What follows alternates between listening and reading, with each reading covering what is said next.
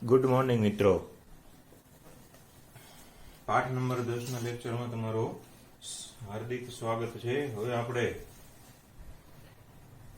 ગયા લેક્ચરની અંદર અરીસા દ્વારા રચાતા બધા પ્રતિબિંબોની આકૃતિ, કાર્તેજીય સંજ્ઞા પદ્ધતિ બધું જોયું. હવે આપણે આજે સમતલ અરીસા દ્વારા જે પ્રતિબિંબ મળે છે એ પ્રતિબિંબની મોટવણી વિશે સમજવાનું છે. તો આપણો પ્રશ્ન છે કે અરીસાના પ્રતિબિંબની મોટવણી પર નોંધ લખો. અરીસાના પ્રતિબિંબની મોટવણી, કોઈ પણ પ્રતિબિંબ હોય એની મોટવણી હોય તો આ પ્રતિબિંબની મોટવણી છે એના ઉપર નોંધ લખવાની છે કે ભાઈ મોટવણી છે એ શું છે, કેવી હોય. પછી આપણે જોઈએ એની ઉપરથી કેટલા ને કેવા પ્રકારના પ્રશ્નો છે એ પૂછી શકાય છે. તો પહેલો મુદ્દો છે એ મોટવણી કોને કહેવાય એ આપણે સમજી લઈએ. એ મોટવણીની એ વ્યાખ્યા છે કે મોટવણી કોને કહેવામાં આવે છે. તો પ્રતિબિંબની ઊંચાઈ અને વસ્તુની ઊંચાઈ, જે આપણને પ્રતિબિંબ મળ્યું હોય એ પ્રતિબિંબ છે એની ઊંચાઈ અને જે વસ્તુ હોય છે એ વસ્તુની ઊંચાઈ, પ્રતિબિંબની ઊંચાઈ અને વસ્તુની ઊંચાઈ એના ગુણોત્તરને, પ્રતિબિંબની ઊંચાઈ અને વસ્તુની ઊંચાઈના ગુણોત્તરને જે પ્રતિબિંબ છે એ પ્રતિબિંબની મોટવણી કહેવામાં આવે છે. એટલે આ છે એ મોટવણીની વ્યાખ્યા છે. પ્રતિબિંબની ઊંચાઈ અને વસ્તુની ઊંચાઈ એનો ગુણોત્તર, બરોબર, એને મોટવણી તરીકે ઓળખાય. હવે પ્રતિબિંબ છે એ વસ્તુ કરતા કેટલું નાનું છે કે કેટલું મોટું છે એ મોટવણી દર્શાવે છે, બરોબર.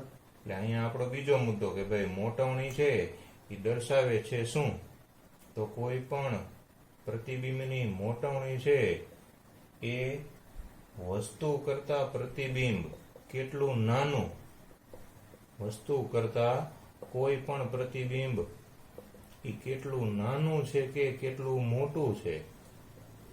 આપણે જોયું તો બધા પ્રકારના પ્રતિબિંબ મળે છે, કેટલું નાનું કે મોટું છે તે દર્શાવે છે. આપણે બધા પ્રકારના પ્રતિબિંબ મળ્યા, નાનું પ્રતિબિંબે મળ્યું, વસ્તુ જેવડું પ્રતિબિંબે મળ્યું, મોટું પ્રતિબિંબે મળ્યું. એટલે કેટલું નાનું છે કે કેટલું મોટું છે તે આપણને માત્ર મોટવણી ઉપરથી ખ્યાલ આવી જાય.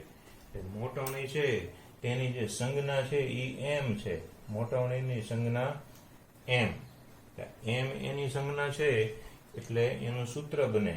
આપણે કીધું કે એમ, અહીંયા પ્રતિબિંબની ઊંચાઈને આપણે h પ્રાઇમ કહીએ, વસ્તુની ઊંચાઈને h કહીએ. એટલે h પ્રાઇમ છેદમાં h. h પ્રાઇમ શું છે, તો h પ્રાઇમ છે એ પ્રતિબિંબની ઊંચાઈ છે. પ્રતિબિંબ છે એની ઊંચાઈને આપણે અંગ્રેજીમાં હાઇટ કહીએ, એટલે h, અને છેદમાં એને વસ્તુની ઊંચાઈ. એટલે બંને ઊંચાઈ છે એ બંને ઊંચાઈનો ગુણોત્તર, પ્રતિબિંબની ઊંચાઈ એના છેદમાં વસ્તુની ઊંચાઈ બરાબર એમ, એટલે કે મોટવણી એમ બરાબર h પ્રાઇમ ના છેદમાં h છે એ થાય છે. મોટવણી છે એ બીજી બે રીતે પણ ગોતી શકાય છે, બરોબર. આપણે તે દિવસે વાત કરી હતી કે વસ્તુ અંતરને u કહેવાય અને પ્રતિબિંબ અંતરને v કહેવાય છે. એટલે આ મોટવણી છે એ વસ્તુ અંતર u, મોટવણી વસ્તુ અંતર u અને પ્રતિબિંબ અંતર v, વસ્તુ અંતર u અને પ્રતિબિંબ અંતર v એની સાથે સંબંધ ધરાવે, બંનેની સાથે સંબંધ ધરાવે. અને સંબંધ ધરાવે એટલે વસ્તુ અંતર u અને પ્રતિબિંબ અંતર v ઉપરથી પણ મોટવણી શોધી શકાય. તો એનું સૂત્ર m બરાબર -v ના છેદમાં u. આ સૂત્ર ક્યાંથી આવ્યું અને કેવી રીતે બન્યું એની આખી તારવણી છે મિત્રો. પણ જો આપણે એમાં જઈએ તો બહુ ડીપમાં વયા જાય. બરોબર, એટલે એ પછી આપણે પાછા બહાર ન નીકળી ગઈએ એટલા ડીપમાં આવ્યા જાય ને તો. અને એ અરીસાનું સૂત્ર જ્યારે શીખવાનું આવે ત્યારે જે આકૃતિ આવે ને એની ઉપરથી આપણે આ બધું ગોતી શકીએ છીએ. હવે એ લોકોએ અરીસાનું સૂત્ર જ આખું ઉપાડી લીધું અને કોર્સમાંથી કાઢી નાખ્યું, એટલે આપણે નકર ત્યાંથી એની આકૃતિની મદદથી જ્યારે પેલું સૂત્ર ગોતીએ ત્યારે આય મળે આપણને ને આય મળે, બે સૂત્ર આપણને મળે છે. પણ અત્યારે આપણે સૂત્ર યાદ રાખવાનું, m બરાબર h પ્રાઇમના છેદમાં h, આ મોટવણીનું એક સૂત્ર, મોટવણીનું બીજું સૂત્ર, માઇનસ v ના છેદમાં u. એટલે મોટવણી માટે બે સૂત્ર થયા. આપણે ટૂંકમાં જોઈએ ઇન શોર્ટ તો બે થયા કે m બરાબર માઇનસ v ના છેદમાં u અને બરાબર માઇનસ h પ્રાઇમ ના છેદમાં h. એટલે આ બંને છે એ મોટવણીના સૂત્ર થયા. તો આપણને પ્રશ્ન પૂછ્યો હોય કે અરીસાની મોટવણી ઉપર નોંધ લખો, તો આપણે એની અંદર આટલું લખવાનું આવે. અરીસાની મોટવણી ઉપર નોંધ લખો, અરીસાના પ્રતિબિંબની મોટવણી ઉપર નોંધ લખો, તો આપણે આટલી વસ્તુ લખવાની આવે છે. પણ હવે આની અંદર થોડીક વસ્તુ આપણે સમજી લઈએ, બરોબર, કે જે આપણને પ્રશ્ન રૂપે ઘણી બધી વાર પૂછે છે એની સમજૂતી. મોટવણી છે એ 3 પ્રકારની હોય છે. અહીંયા એની સમજૂતી કે પ્રશ્ન કેવી રીતે પૂછે છે, બરોબર. તો કોઈ પણ પ્રતિબિંબ છે એ પ્રતિબિંબ છે એની મોટવણી છે એ 3 પ્રકારની હોય. કાં તો મોટવણી છે એ અત્યારે બે આપણે પ્રકાર રાખીએ કે મોટવણી છે એ કાં તો ધન હોય અને કાં તો મોટવણી ઋણ હોય, બરોબર છે. હવે મોટવણી છે એ એમ છે એ કાં ધન હોય અથવા તો ઋણ હોય. હવે કાં મોટવણી છે એ 1 થી નાની હોય, 1 થી મોટી હોય, 1 થી નાની અથવા 1 થી મોટી. 4 શક્યતા, આમ 2 શક્યતા, 1 થી નાની અથવા 1 થી મોટી. બીજું કાં ધન અને કાં ઋણ, અને કાં એ મોટવણી છે 1 હોય.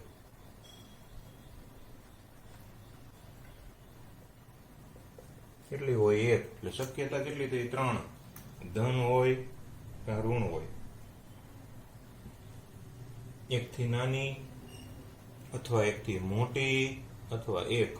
તો આપણે આવી રીતે લખી શકીએ કે જો આ મોટવણી છે એ કાં તો પ્લસ ઓર માઇનસ 1 હોય, અથવા તો મોટવણી છે એ પ્લસ ઓર માઇનસ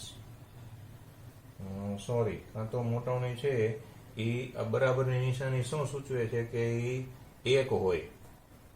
હવે કાં તો મોટવણી 1 કરતા મોટી હોય, પ્લસ ઓર માઇનસ 1 એટલે ગ્રેટર ધેન 1, અને કાં તો મોટવણી છે એ લેસ ધેન એટલે નાની હોય, પ્લસ ઓર માઇનસ 1. એટલે આની અંદર 6 શક્યતા આવી ગઈ. મોટવણી 1 હોય, પછી એ 1 ધને હોય, 1 ઋણે હોય. મોટવણી 1 કરતા મોટી હોય તો 1 ધને હોય, 1 ઋણે હોય. મોટવણી 1 કરતા નાની હોય તો 1 ધને હોય, 1 ઋણે હોય. હવે પહેલી શક્યતા આપણે જોઈએ કે આ બધું દર્શાવે છે શું? તો જે પ્લસની નિશાની છે, અહીંયા આપણે એક વાત યાદ રાખવાની કે પ્લસની નિશાની છે એ પ્લસની નિશાની આપણે જોઈ જાય એટલે આપણને તરત મનમાં આઈડિયા આવવો જોઈએ કે પ્લસ છે એ બતાવે છે પ્રતિબિંબ આભાસી છે, અને પ્રતિબિંબ આભાસી કેવું હોય? ચત્તું હોય. આપણે અગાઉ જોઈ ગયા આભાસી હંમેશા ચત્તું હોય. માઇનસની નિશાની આવે એટલે પ્રતિબિંબ છે એ વાસ્તવિક હોય, અને એ વાસ્તવિક પ્રતિબિંબ કેવું હોય છે? તો કે ઉલટું હોય છે. નિશાનીમાં આટલું યાદ રાખવાનું કે પ્લસ હોય તો આભાસી અને ચત્તું, માઇનસ હોય તો આભાસી અને નાનું, બરાબર. હવે આપણે અહીં જોતા જઈએ કેવી રીતે હોય કે જો કોઈ પ્રતિબિંબ છે, બરોબર, એની જે મોટવણી છે, બરોબર, એ ધારો કે પ્લસ અને 1 હોય, અને જો કોઈ પ્રતિબિંબ છે એની મોટવણી છે એ માઇનસ અને 1 હોય, બરોબર. તો આપણે વિચારવાનું, આપણને એમ કે કે એક પ્રતિબિંબ છે એની મોટવણી +1 છે, બરોબર, તો એ અરીસાનો પ્રકાર જણાવો, આવું પૂછે. અથવા તો એમ કે એક પ્રતિબિંબની મોટવણી -1 છે, તો તે અરીસાની સામે વસ્તુનું સ્થાન જણાવો. જો બહુ કોમ્પ્લિકેટેડ છે. એક મોટવણી ઉપરથી આપણી પાસે શું માંગ્યું કે અરીસાની સામે વસ્તુનું સ્થાન, અરીસાની સામે વસ્તુનું સ્થાન માંગ્યું, ખાલી મોટવણી ઉપરથી. તો એ સ્થાન માટે આપણને સૌથી પહેલા અરીસાનો પ્રકાર તો ખબર પડવી જોઈએ ને. એટલે આપણા માટે તો બે પ્રશ્ન થઈ ગયા. આપણને આપ્યું શું ખાલી, તો કે મોટવણી આપી -1 છે, તો તમે અરીસાની સામે વસ્તુનું સ્થાન જણાવો. આપણને એમ આપણે પેલા અરીસાનો પ્રકાર ગોતવો પડે, પછી વસ્તુનું સ્થાન જણાવી શકીએ. કયા પ્રકારનો અરીસો એ તો ખબર હોવી જોઈએ. ઓકે, તો હવે આપણે અહીંયા આગળ પહેલો પ્રશ્ન આ કે +1 મોટવણી હોય તો એ કયો અરીસો હોય. તો આપણે વિચારવાનું, પહેલા હમણાં તમને શીખવાડ્યું એમ કે પ્લસ નિશાની શું દર્શાવે છે. તો પ્લસ નિશાની આપણને એવું દર્શાવે છે કે આભાસી છે અને ચત્તુ છે. પ્લસ નિશાની શું દર્શાવે, તો કે પ્લસ નિશાની એવું દર્શાવે છે કે પ્રતિબિંબ છે એ આભાસી છે, અને પ્રતિબિંબ આભાસી પ્રતિબિંબ કેવું હોય છે, તો કે આભાસી પ્રતિબિંબ ચત્તુ હોય છે, બરોબર છે. એટલે બે ખબર પડી ગઈ કે આભાસી છે અને ચત્તુ છે. ઓકે, હવે બીજું ખાસ યાદ રાખવાનું એવું ઈ આવ્યું કે મોટવણી કેટલી છે, તો કે મોટવણી =1, એટલે કે 1 છે. જ્યારે હવે મોટવણી 1 ક્યારે બને મિત્રો, તો કે અહીંયા આપણે વસ્તુની ઊંચાઈ અને પ્રતિબિંબની ઊંચાઈ જોઈ, બરોબર. હવે તમે જે વસ્તુ છે, બરોબર, એની ઊંચાઈ છે એ આપણને 3 સેન્ટીમીટર મળી, પ્રતિબિંબની ઊંચાઈ 3 સેન્ટીમીટર મળી. તો 3/3, તો 3/3 બરાબર કેટલા આવે, 1. તો મોટવણી કેટલી થઈ ગઈ, 1. એટલે એક આપણને ખબર પડે કે પ્રતિબિંબની ઊંચાઈ અને વસ્તુની ઊંચાઈ બંને સરખા હોય ત્યારે મોટવણી 1 આવે છે. પ્રતિબિંબની ઊંચાઈ અને વસ્તુની ઊંચાઈ સરખી હોય ત્યારે અહીંયા આપણે ગણ્યું એમ પ્રતિબિંબ આ મોટવણી 1 આવે. તો હવે આપણે વિચારવાનું, પ્રતિબિંબ વસ્તુની ઊંચાઈ અને પ્રતિબિંબની ઊંચાઈ 1 ક્યારે આવે, બરોબર. આ પ્લસ નિશાની આભાસી દેખાડે, ચત્તુ દેખાડે. આભાસી પ્રતિબિંબ હોય, ચત્તુ પ્રતિબિંબ હોય અને વસ્તુ જેવડું હોય એવું ક્યાં શક્ય બને. બોલી આપણી 6 આકૃતિની અંદર આંટો મારી આવવાનો આપણે. તો 6 માંથી એકેય આકૃતિની અંદર ચત્તુ પ્રતિબિંબ હોય અને વસ્તુ જેવડું હોય એવું ક્યાંય નથી. જો પહેલી આકૃતિની અંદર બિંદુવત હતું, અંતર્ગોળ અરીસાની વાત કરીએ છીએ. બીજી આકૃતિની અંદર પ્રતિબિંબ નાનું હતું, ત્રીજીમાં વસ્તુ જેવડું, ચોથીમાં મોટું, પાંચમીમાં ઘણું મોટું, અને છઠ્ઠીની અંદર આભાસી હતું, ચત્તુ હતું પણ વસ્તુ કરતા મોટું હતું. અહીંયા તો આભાસી, ચત્તુ અને 1 દર્શાવે છે કે વસ્તુ જેવડું. આભાસી, ચત્તુ અને 1 શું દર્શાવે છે, વસ્તુ જેવડું. હવે આપણે વિચારવાનું કે આ ક્યાં અરીસામાં અને ક્યાં મળે. તો આભાસી, ચત્તુ અને વસ્તુ જેવડું મિત્રો એક જ અરીસામાં મળે છે, અને અરીસાનું નામ છે જેની અંદર આપણે રોજ મોઢું જોઈએ છીએ એ સમતલ અરીસો. તો +1 મોટવણી છે એ સમતલ અરીસા માટેની થઈ. પડી સમજણ તમને કે ન પડી. બીજું જોઈએ, હમણાં આપણે લખ્યું હતું કે m બરાબર મોટવણી બરાબર -1. તો ફરીથી માઇનસ નિશાની શું દર્શાવે છે, તો કે પ્રતિબિંબ છે એ વાસ્તવિક અને ઉલટું છે, બરોબર. એટલે એ આપણને ખબર પડી ગઈ, વાસ્તવિક અને ઉલટું. ઓકે, હવે 1 શું દર્શાવે છે, તો 1 દર્શાવે છે વસ્તુ જેવડું. વસ્તુ જેવડું, અહીંયા આપણે વસ્તુ જેવડું કોણ દર્શાવે છે, 1. જો એક નિશાની બધું દર્શાવે છે, સમજવાની કોશિશ કરવાની. માઇનસ શું દર્શાવે છે, તો કે વાસ્તવિક અને ઉલટું. 1 શું દર્શાવે છે, તો કે વસ્તુ જેવડું. તો અહીંયા વાસ્તવિક છે, ઉલટું છે અને વસ્તુ જેવડું છે. વાસ્તવિક છે, ઉલટું છે અને વસ્તુ જેવડું છે. તો વિચારવાનું, વાસ્તવિક, ઉલટું અને વસ્તુ જેવડું એ પ્રતિબિંબ ક્યાં મળે. તો વસ્તુ જેવડું પ્રતિબિંબ છે એ આપણી આકૃતિ નંબર 3 માં મળે. તો આકૃતિ નંબર 3 માં આપણે વસ્તુને ક્યાં મૂકી હોય, આકૃતિ નંબર 3 માં આપણે વસ્તુને સી ઉપર મૂકી હોય, પડી સમજણ? આકૃતિ નંબર 3 એમાં વસ્તુને આપણે સી ઉપર મૂકી હોય, તો સી ઉપર મૂકી હોય તો આપણને વસ્તુ જેવડું પ્રતિબિંબ મળે છે. એટલે વાસ્તવિક છે, ઉલટું છે, વસ્તુ જેવડું છે, મોટાવણી 1 છે, -1 છે. અરીસો કયો આવે? તો કે અરીસો આવે અંતર્ગોળ, કારણ કે આપણી બધી આકૃતિ અંતર્ગોળની જ હતી, બરોબર. અને વસ્તુનું સ્થાન ક્યાં? તો કે વક્રતા કેન્દ્રની ઉપર વસ્તુ પડી હોય. એટલે આવી રીતનો પ્રશ્ન છે અહીંથી પૂછી શકે, ખાલી આટલું આપી દો. એ રીતની બીજી શક્યતા જોઈ લઈએ હવે, બરોબર. કે મોટાવણી છે એ ધારો કે 1 કરતા મોટી છે, મોટાવણી છે એ 1 કરતા મોટી છે અને ધન છે, બરોબર. મોટાવણી છે એ ધન છે અને એ 1 કરતા મોટી છે.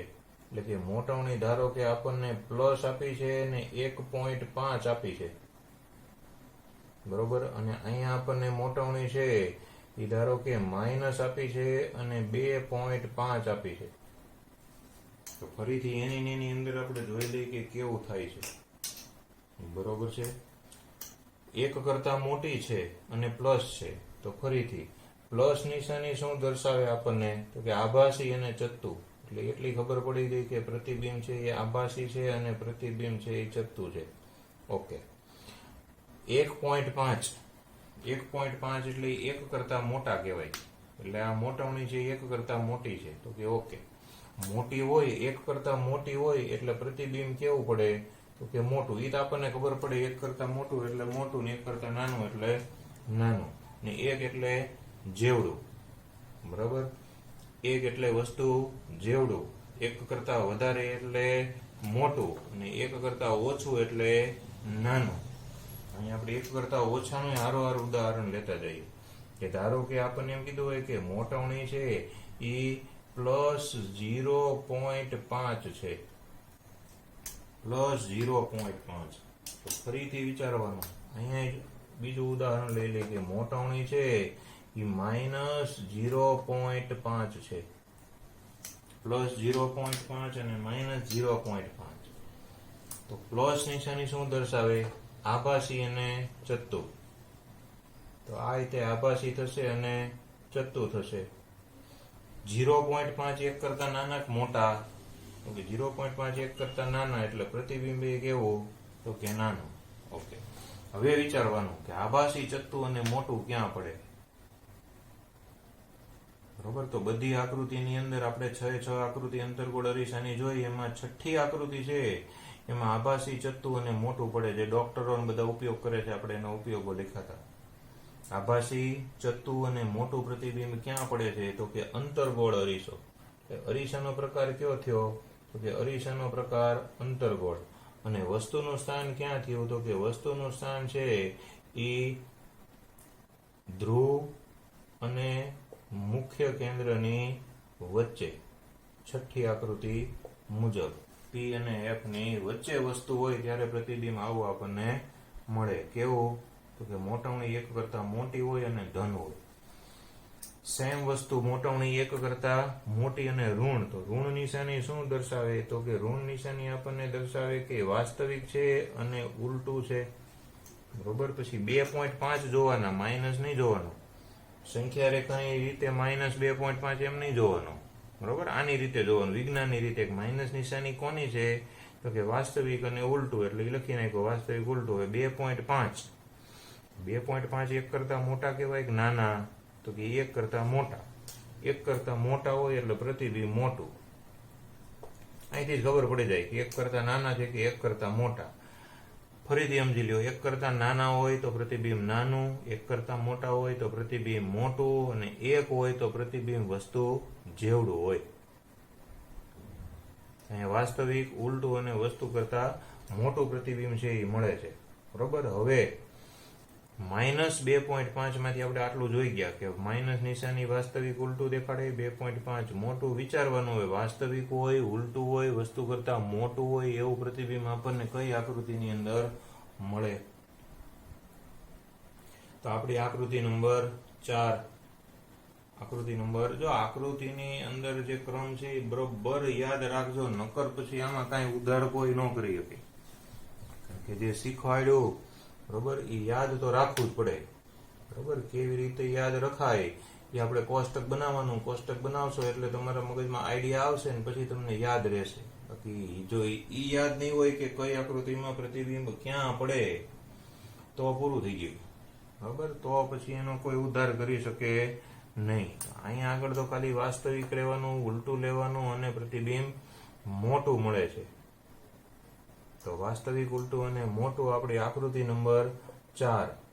આકૃતિ નંબર 4 છે એમાં અંતર્ગોળ અરીસો છે અને વસ્તુ ક્યાં પડી છે આકૃતિ નંબર 4 તો ફરીથી પહેલી આકૃતિ છે એમાં વસ્તુ ક્યાં હોય. જો અહીં એક શોર્ટકટ નાની આકૃતિ દોરીએ ખાલી સમજૂતી માટે, કે ધારો કે આવી રીતે આપણે આમ અહીંયા આગળ મુખ્ય અક્ષ દોરી છે અને ધારો કે અહીંયા આગળ આપણે આમ કરી અને આમ આપણે એક અંતર્ગોળ અરીસો, ધારો સમજૂતી માટે છે એટલે રફ આકૃતિ છે. બરોબર, અહીંયા આગળ ધારો કે એનો F છે, અહીંયા આગળ ધારો કે C છે. પેલી આકૃતિ છે એની યારે કઈ લેવા દેવા જ નથી. કેમ તો કે પેલી આકૃતિ અનંત અંતરે વસ્તુ હોય, અનંત અંતરે કઈ આપણે જોવા જવાના નથી, એટલે પેલી આકૃતિને આપણે કેન્સલ કરી દઈએ. બરોબર, પછી આપણે બીજી આકૃતિ ઉપર નજર માંડીએ તો બીજી આકૃતિમાં વસ્તુ ક્યાં હોય છે? C થી દૂર. ત્રીજી આકૃતિમાં વસ્તુ ક્યાં હોય છે? C ઉપર. ચોથી આકૃતિમાં વસ્તુ ક્યાં આવી? F અને C ની વચ્ચે. પાંચમી આકૃતિમાં વસ્તુ ક્યાં આવી? F ઉપર.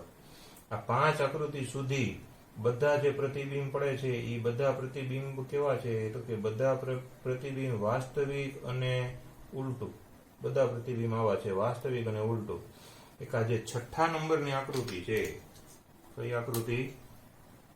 આ 6થા નંબરની જે આકૃતિ છે એ 6થા નંબરની આકૃતિની અંદર જ તે પ્રતિબિંબ કેવું પડે છે? તો કે આભાસી અને ચત્તુ. 6ઠ્ઠી આકૃતિ એટલે F અને P ની વચ્ચે વસ્તુ હોય ત્યારે આભાસી ચત્તુ. બાકી આ 4 આકૃતિની અંદર વાસ્તવિક અને ઉલટું. પહેલી આકૃતિ નજરમાં લેવાની નથી અને આ છેલ્લી આકૃતિ નજરમાં લેવાની નથી. કેમ તો કે છેલ્લી આકૃતિમાં પ્રતિબિંબ અનિશ્ચિત પડે છે, ક્યાં પડે છે ખબર પડતી નથી. એટલે તો 3 જ આકૃતિ યાદ રાખવાની રહી. 4 આકૃતિ, એક આવડી આ બીજા નંબરની, ત્રીજા નંબરની, ચોથા નંબરની અને 6થા નંબરની. બરોબર, આટલી આકૃતિ જ આપણે યાદ રાખવાની રહી. આ બધી આકૃતિમાં વાસ્તવિક અને ઉલટું. આ એકમાં જ આભાસી ચત્તુ મોટું, દાઢી કરવાનું અરીસો, સેવિંગ મિરર, આભાસી ચત્તુ અને મોટું. બાકી આ બધામાં વાસ્તવિક અને ઉલટું પ્રતિબિંબ છે એ પડે છે. પ્રતિબિંબની અંદર એવું છે, જો અહીંયા આપણે આકૃતિ પહેલી નથી દોરી, આમ ચડતા ક્રમમાં જવાનું છે. પહેલી આકૃતિ હતી એમાં પ્રતિબિંબ બિંદુવત હતું. પહેલી આકૃતિમાં પ્રતિબિંબ કેવું હતું? બિંદુવત. આમાં આપણે દર્શાવ્યું નથી. પછી બીજી આકૃતિ છે તો પ્રતિબિંબ કેવું છે? નાનું. ત્રીજી આકૃતિ છે તો વસ્તુ જેવડું. અહીંયા આગળ વસ્તુ જેવડું મોટું. પછી અહીંયા આગળ વસ્તુ કરતા તો કે ઘણું મોટું. અહીંયા આગળ આ તો આખી વસ્તુ જુદી છે. બરોબર, કારણ કે આભાસી થઈ જાય, ચત્તુ થઈ જાય અને મોટું થઈ જાય, એટલે એ જુદું જ છે. આમ જો ક્રમ છે, સિક્વન્સ છે, ચડતા ક્રમમાં ગોઠવો. નાનું, પછી જેવડું, પછી મોટું, પછી ઘણું મોટું, એમ. આકૃતિ નંબર 2, આકૃતિ નંબર 3, આકૃતિ નંબર 4, આકૃતિ નંબર 5, આકૃતિ નંબર 6. હવે અહીંયા જોવો જોઈએ, વાસ્તવિક છે, ઉલટું છે, મોટું છે, અંતર્ગોળ અરીસો છે. તો મોટું ક્યાં મળે છે આપણને? અહીંયા આગળ F અને C ની વચ્ચે. એટલે અહીંયા આગળ આપણે લખી શકીએ કે F અને C ની વચ્ચે વસ્તુ છે એ આપણી પડી છે. હવે આનું જોઈ લઈ. હવે બધું આપણને તરત આની ઉપરથી આઈડિયા આવશે. બરોબર, ઓલા બહિર્ગોળનું યાદ રાખવાનું, પણ એમાં એક જ આકૃતિ હતી. પ્રતિબિંબ નાનું પડતું હતું અને આભાસી ચત્તુ અને નાનું. તો અહીંયા આભાસી ચત્તુ અને નાનું છે એટલે સ્વાભાવિક થઈ ગયું કે એ બહિર્ગોળ અરીસો હોવો જોઈએ. કારણ કે અંતર્ગોળમાં આભાસી ચત્તુ અને મોટું પડે છે, નાનું પડતું નથી. બરોબર, એટલે આભાસી ચત્તુ અને નાનું, એની ઉપરથી આપણને ખબર પડી જાય કે એ અરીસો છે એ બહિર્ગોળ અરીસો હશે. પ્લસ એક કરતા નાનું છે એટલે નાનું કીધું આપણે. બહિર્ગોળ અરીસો, બહિર્ગોળ અરીસા સામે વસ્તુ ક્યાં રાખવી કોઈ આપણે પ્રશ્ન ઉપસ્થિત થતો નથી. કારણ કે બહિર્ગોળ અરીસા સામે વસ્તુ ગમે ત્યાં મૂકો, પ્રતિબિંબ આભાસી ચત્તુ અને નાનું જ પડવાનું છે. આ કેસની અંદર જોઈએ તો ફરીથી માઇનસ નિશાની શું દર્શાવે છે? તો માઇનસ નિશાની દર્શાવે છે કે વાસ્તવિક અને ઉલટું. ઓકે, પછી 0.5 ની સામું જોવાનું. 0.5 1 કરતા મોટા કે નાના? કે 0.5 1 કરતા નાના. 1 કરતા નાના તો પ્રતિબિંબ એ નાનું. અહીંયા કેસ વિચારો, વાસ્તવિક છે, ઉલટું છે અને નાનું છે. આ રીતે વાસ્તવિક ઉલટું તો બધામાં છે જ, તે નાનું છે. વસ્તુ ક્યાં છે? સી થી દૂર. અરીસો કયો છે? અંતર્ગોળ. એટલે અંતર્ગોળ અરીસો, બરોબર. અને વસ્તુનું સ્થાન સી થી દૂર હોય તો પ્રતિબિંબ નાનો પડે છે. એટલે બધું છે એનો ઈલાજ છે એ અહીંયા છે, બરોબર. અને આ મેં તમને શોર્ટકટ શીખવાડ્યું કે બધી આકૃતિની અંદર વાસ્તવિક ને ઉલટું જ છે. અહીંયા ક્રમમાં લેતું જવાનું. પેલી આકૃતિ નથી દોરી મિત્રો, અહીંયા બિંદુ મળે છે એમાં, એટલે એ બિંદુવત ચડતા ક્રમમાં જ આવી જાય. બિંદુવત, પછી નાનું, પછી જેવડું, પછી મોટું, પછી ઘણું મોટું.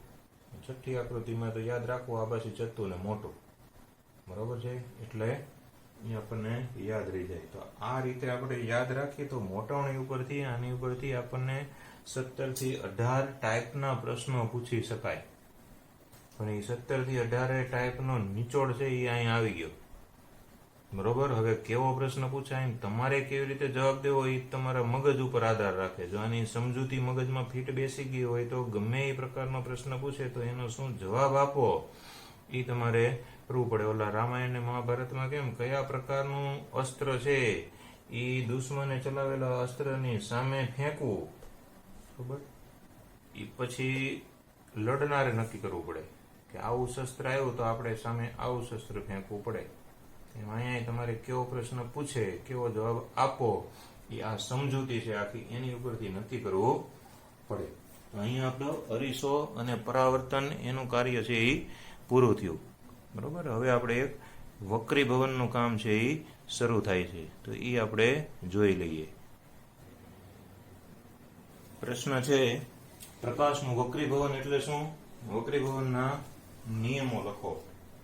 તો વક્રીભવન છે એ આપણે ભૂતકાળની અંદર 8મા ધોરણની અંદર એકવાર આવી ગયું છે, અત્યાર સુધી આપણને ખબર ન હોય, બરોબર.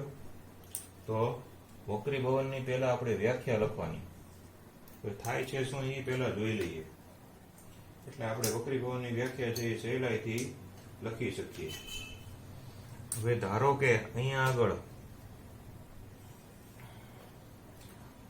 બે માધ્યમ છે, બરોબર. અહીંયા આગળ પાણી છે સપોઝ, અથવા તો ધારો કે કાચ છે, પાણી અથવા તો કાચ ધારી લઈએ. અહીંયા ઉપર છે એ હવા છે, અહીંયા નીચે છે એ પાણી છે. હવે એક પ્રકાશનું જે કિરણ છે, એક પ્રકાશનું ત્રાંસુ કિરણ, પ્રકાશનું ત્રાંસુ કિરણ છે એ હવામાંથી પાણીની અંદર દાખલ થાય છે. ધારો કે પ્રકાશનું એક ત્રાંસુ કિરણ આવ્યું, અને પ્રકાશનું ત્રાંસુ કિરણ છે એ અહીંયા આવ્યું, હવામાંથી પ્રકાશનું કિરણ આવે છે, પાણીમાં દાખલ થાય છે. એટલે પાણીમાં દાખલ થાય ત્યારે આ ફૂટપટ્ટી જુઓ તમે, આમ જે સીધી છે એની બદલે સેજ આમ થઈ જાય છે, સેજ અહીંથી વળાંક વળી જાય છે, જરાક જ લાગે, બહુ વધારે ખબર પડે નહીં. તો આ સેજ વળાંક જે વળે છે એ વળાંક વળવાની જે ઘટના છે એની મૂળ દિશા આમ હતી, પણ મૂળ દિશાથી સેજ આમ થઈ ગયું. પેલા આમ હતી, એમાંથી સેજ આમ થઈ ગયું, તો એને એ જે વળાંક વળવાની ઘટના વક્ર અભવત, વક્રી ભવન કહેવાય. કેટલું વળાંક વળ્યું એ સમજવા માટે કાલ્પનિક રેખા દોરી, તેને લંબ કહેવામાં આવે છે. આ કાલ્પનિક હોય તો આપણને ખબર પડે કે એ કેટલું વળાંક વળે છે. આ ઘટના છે કે જ્યારે એક માધ્યમ છે એમાંથી જ્યારે બીજા માધ્યમની અંદર પ્રકાશનું ત્રાંસુ કિરણ પ્રવેશે ત્યારે એની મૂળ દિશા છે એનાથી થોડીક પોતાની દિશા બદલે છે, એટલે કે સેજ વિચલિત થાય છે, સેજ વાંકું વળી જાય છે આ ઘટના છે એને પ્રકાશનું વક્રીભવન કહેવાય. તો આ આકૃતિ ઉપરથી આપણે એની વ્યાખ્યા લખી શકીએ. કોણ આવ્યું? તો કે પ્રકાશનું ત્રાંસુ કિરણ, એટલે ત્યાંથી એની વ્યાખ્યા શરૂ થાય. બરાબર, કે પ્રકાશનું ત્રાંસુ કિરણ ક્યાં આવ્યું? તો કે પ્રકાશનું ત્રાંસુ કિરણ એક પારદર્શક માધ્યમમાંથી, એક પારદર્શક માધ્યમ, પેલું પારદર્શક માધ્યમ આપણે હવા છે, એક પારદર્શક માધ્યમમાંથી બીજા પારદર્શક માધ્યમમાં, બીજું પારદર્શક માધ્યમ આપણું છે પાણી. એટલે એક પારદર્શક માધ્યમમાંથી બીજા પારદર્શક માધ્યમમાં પ્રવેશે ત્યારે શું થાય છે? તો કે ત્યારે બંને માધ્યમને જુદી પાડતી સપાટી પાસેથી, બંને માધ્યમ છે એને જુદી પાડતી સપાટી આગળ, બંને માધ્યમને જુદી પાડતી સપાટી આગળ થી, બંને માધ્યમને જુદી પાડતી સપાટી, આ સપાટી છે, એ સપાટી આગળથી મૂળ દિશાથી વિચલિત થાય છે, મૂળ દિશાથી વિચલિત થાય છે. આ ઘટના છે એને પ્રકાશનું વક્રીભવન કહેવાય છે. મૂળ દિશાથી વિચલિત થાય, વિચલિત થાય એટલે શું? તો કે સહેજ વાંકું વળે, અથવા તો શું થાય? પ્રસરણની પોતાની દિશા છે એ બદલે. ઘટના છે એને પ્રકાશનું વક્રીભવન, વક્ર અને અભવત એટલે વાંકા વળવાની ક્રિયા. પ્રકાશનું વક્રીભવન એટલે પ્રકાશના વાંકા વળવાની ક્રિયા, એટલે મૂળ દિશાથી વિચલિત થવાની ક્રિયા વક્રીભવન. હવે વક્રીભવન માટેના નિયમો છે. એવી રીતે પરાવર્તન માટેના નિયમો હતા, એવી રીતે વક્રીભવન છે એના માટેના પણ નિયમો છે. કે વક્રીભવનના કયા કયા નિયમો હોય છે જોઈ લઈએ આપણે. વક્રીભવનની અંદર નિયમ નંબર 1, નિયમ નંબર 1 બરાબર. હવે નિયમ લખવા માટે જે અહીંયા આપણે આકૃતિ દોરી, આકૃતિની અંદર આપણને બધા એના નામની ખબર હોવી જોઈએ. તો આ જે પહેલું કિરણ જે આવ્યું બરોબર, આ એને આપણે જાણીએ છીએ કે આપણે આપાત કરતા હોય એનું નામ શું હોય? તો કે આપાત કિરણ. આ જે કિરણ અંદર વક્રીભવન પામી ગયું બરોબર, એનું નામ છે વક્રીભૂત કિરણ. વક્રીભૂત કિરણ. આવડું આ જે વક્રીભવન પામ્યું ઈ, આવડું આ છે એ આપાત કિરણ. આવડું આ છે એ સપાટી ઉપર દોરેલો લંબ છે, સપાટી ઉપર દોરેલો લંબ. આ છે એ સપાટી ઉપર દોરેલો લંબ. એ કાલ્પનિક હોય, દેખાય નહીં કઈ બરોબર, પણ આપણે ખૂણો જાણવા માટે દોરીએ છીએ. અહીંયા આગળ બે ખૂણા બને. આપાત કિરણ છે એ લંબની સાથે જે ખૂણો બનાવે આપાત કોણ કહેવાય બરોબર. આપાત કોણને આપણે આય તરીકે ઓળખીએ. અને અહીંયા વક્રીભવન પામ્યું, વક્રીભૂત કોણ. વક્રીભૂત કોણ છે એને આપણે આર તરીકે ઓળખીએ. વક્રીભવનને ઇંગ્લિશમાં રિફ્રેક્શન કહેવાય. રિફ્લેક્શન, રિફ્રેક્શન એટલો ફેર છે. રિફ્લેક્શન એટલે પરાવર્તન અને રિફ્રેક્શન એટલે વક્રીભવન.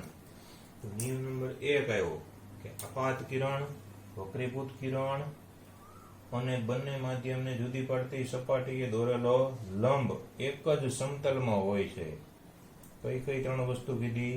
આપાત કિરણ, પછી વક્રીભૂત કિરણ અને બંને માધ્યમને જુદી પાડતી સપાટી પાસે દોરેલો લંબ. આ ત્રણે ત્રણ એક જ સમતલમાં હોય છે. એક જ સમતલમાં. તમારે પૂરેપૂરું લખવાનું. આવી રીતે ટૂંકમાં ન લખી નાખતા, ટૂંકમાં યાદ રાખવાનું. અપાત કિરણ, વક્રીભૂત કિરણ અને સપાટી ઉપર દોરેલો લંબ એ એક જ સમતલમાં હોય છે. લંબ ક્યાં દોર્યો છે? તો કે આપાત બિંદુએ. આ જે બિંદુ છે ને આપાત બિંદુ કહે. આ બિંદુનું નામ શું? આપાત બિંદુ. બરોબર? એટલે યાદ રાખવાનું. આપાત કિરણ, વક્રીભૂત કિરણ, સપાટી ઉપર દોરેલો લંબ એ બધા એક જ સમતલમાં હોય છે. પછી બીજું કે આપાત કોણનો સાઈન. બરોબર? આપાત કોણ આપણે દોર્યો એ આપાત કોણનો સાઈન. આપાત કોણનો સાઈન એટલે એને સાઈન આઈ કહેવાય. હવે આ સાઈન શું છે એ તમને ત્રિકોણમિતિ ચાલશે એટલે ખબર પડશે. અને વક્રીભૂત કોણનો સાઈન, આપાત કોણનો સાઈન અને જે વક્રીભૂત કિરણ છે, વક્રીભૂત કોણ, એને આપણે સંજ્ઞા શું આપી? આર. એટલે એનો સાઈન, આપાત કોણનો સાઈન અને વક્રીભૂત કોણનો સાઈન, એનો ગુણોત્તર,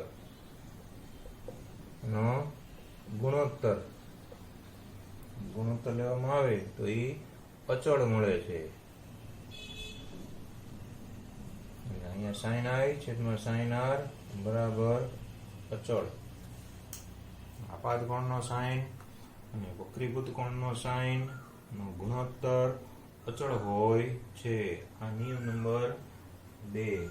આ નિયમ છે એને સ્નેલનો નિયમ કહેવામાં આવે છે. યાદ રાખવાનું. નિયમનો સ્નેલ નામનો એક ભાઈબંધ હતો, વૈજ્ઞાનિક હતો. એને આવો નિયમ ગોતી કાઢ્યો. આપાત કોણનો સાઈન અને વક્રીભૂત કોણનો સાઈન એનો ગુણોત્તર છે એ અચળ હોય છે. એક વસ્તુ સમજવાની છે કે વક્રીભવન થયું, બરોબર, એ વક્રીભવન થવાનું કારણ શું? વક્રીભવન શેના કારણે થયું? માધ્યમ બદલ્યું એટલે આવું થયું. બરોબર? તો પ્રકાશનું કિરણ છે એ માધ્યમ બદલે, વક્રીભવન થવાનું કારણ કે પ્રકાશનું કિરણ છે એ માધ્યમ બદલે. બરોબર? પ્રકાશનું કિરણ જ્યારે માધ્યમ બદલે ત્યારે શું થાય? તો કે માધ્યમ બદલે ત્યારે તેની ઝડપમાં ફેરફાર થાય. તેની જે ઝડપ હોય એ ઝડપમાં ફેરફાર થાય છે. અને ઝડપમાં ફેરફાર થાય આથી વક્રીભવન થાય છે. આથી વક્રીભવન થાય છે. આપણે એવું થાય, બરોબર? ધારો કે આપણે હવાના માધ્યમમાં રોડ ઉપર જતા હોઈએ સાયકલ લઈને, બરોબર, ત્યારની આપણી ઝડપ, અને ધારો કે ગોઠણ સુધીનું પાણી ભર્યું હોય અને એવા રસ્તા ઉપર સાયકલ લઈને જતા હોઈએ ત્યારની આપણી ઝડપ. તો બંને ઝડપની અંદર ફેર હોય. અહીંયા આપણી ઝડપ હવામાં વધુ હોય, રોડ ઉપર ગાય ઘા જતા હોય. પાણીની અંદર આવે એટલે આપણી ઝડપ ઘટી જાય. ધારો કે રણની અંદર લઈ ગયો, રેતી વાળો વિસ્તાર, એને એમ કીધું સાયકલ લઈને ઉપડો, તો જેટલી ડામરના રોડ ઉપર સ્પીડ હોય, જેટલું બળ કરવું પડે એના કરતા પાણીમાં, એના કરતા રેતીમાં, ત્રણેય જગ્યાએ સ્પીડ છે એ ફરી જાય, બળ કરવાની શક્તિમાં ફેરફાર થઈ જાય. બરાબર? તો અહીંયા આગળ એવું જ છે કે પ્રકાશનું કિરણ છે એ હવાની અંદર આવતું હોય ત્યારે 3 લાખ કિલોમીટર પ્રતિ સેકન્ડ, આપણે પહેલા દિવસે પહેલા પ્રશ્નમાં આવ્યું હતું કે 1 સેકન્ડમાં 3 લાખ કિલોમીટરની ઝડપે હવામાં ઘા આવતું હોય, પણ જેવું પાણી આવે એટલે બ્રેક વાગે. બ્રેક વાગે એટલે સીધું પોતાની મૂળ દિશા છે એનાથી સહેજ વિચલિત થાય. બરોબર? એટલે હવામાં, પાણીમાં, કાચમાં, એ બધામાં પ્રકાશની ઝડપ છે એ અલગ અલગ હોય, અને ઝડપ અલગ અલગ હોય એના કારણે જ તે વક્રીભવન થાય છે. એટલે વક્રીભવન થવાનું કારણ છે એ માધ્યમનું બદલવું, અને માધ્યમનું બદલવું એટલે ઝડપની અંદર ફેરફાર, અને આ ઝડપમાં ફેરફાર છે એ વક્રીભવનને પ્રેરનાર છે. બરાબર? તો આટલું આપણે આજના લેક્ચરની અંદર રાખીએ. હવે પછી આપણે ભવિષ્યના લેક્ચરની અંદર કાલે જોશું.